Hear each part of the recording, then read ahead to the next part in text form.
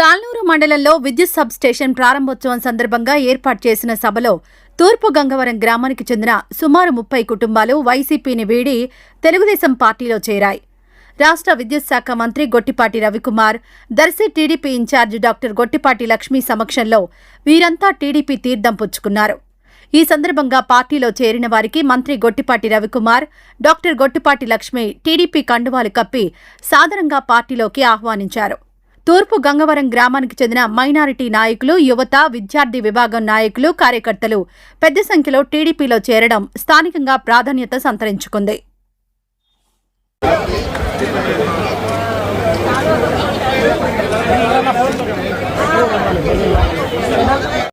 కొంతమంది పార్టీలో చేరడం ఇక్కడ ఒక్కొక్కరి పేరు ఎవరు అంటురాకూడదు. స్వాగతం పలుకుతూ మీరు ఒకసారి దయచేసి వాళ్ళకి సైడ్ ఇవ్వాలి.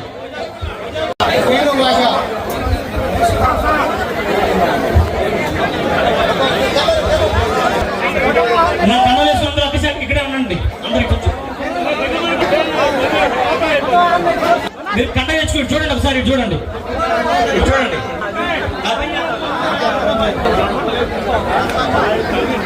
దయచేసి మీ అందరూ కూడా ఒక గ్రూప్ ఫోటో ఉంటుంది. దయచేసి ఎవరు కూడా దిగ